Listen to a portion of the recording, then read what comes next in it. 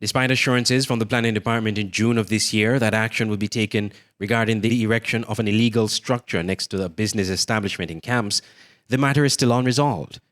In fact, mixed information is coming from the Planning Department and the Ministry of Sustainable Development, which oversees the department. In June, when SK Newsline spoke to head of the Planning Department, Randolph Edmead, he said the department would be taking action in the matter involving Mr. Othniel Heiliger, the person responsible for the erection of a two-story container structure next to the business place of Romain Belgrove. Mr. Belgrove for months had been complaining about the safety of the structure and reported the matter to the Planning Department. Letters were subsequently issued to Mr. Heiliger, and in the last time we covered the story in June, Mr. Edmead suggested that enough warning was already given. The time had elapsed and action would now be taken. But in the Prime Minister's press briefing last week, Permanent Secretary in the Ministry of Sustainable Development, Elretha Simpson-Brown, suggested that the time frame of the third warning to Mr. Heiliger had not yet elapsed. The matter regarding Mr. Othniel Heiliger and Mr. Romain Belgrove, that is with the Department of Physical Planning. It has been there for a while, but it is a process that it has to go through. The department would have issued 1, 2, and it has now issued the third stop order. And this order is to prevent Mr. Heiliger from continuing any other business activity that he's doing.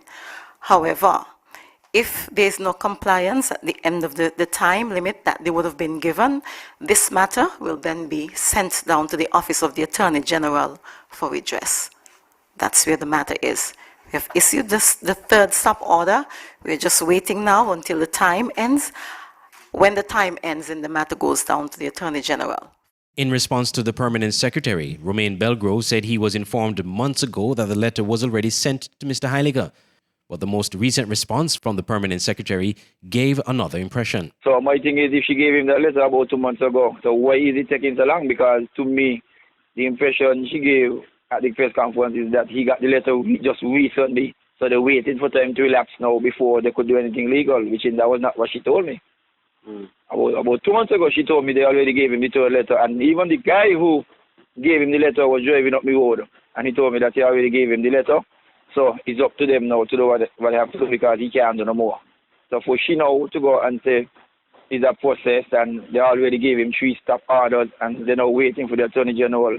My question is, how long would he have before the Attorney General gets involved? Because it's already been about 2 months since they told me they gave him the third letter. So how long does he have before the Attorney General actually gets involved with that there? So my question is, how long does he have since he already got the third letter about 2 months ago? Mr. Belgrove first publicly raised the issue with SK Newsline late December last year and is disappointed that any progress has been made to have the matter resolved. He said the problem is affecting his business with a notable decline over the past 5 months. Mr. Heiliger has previously refrained from commenting on the matter. Andre Huey, SKN Newsline.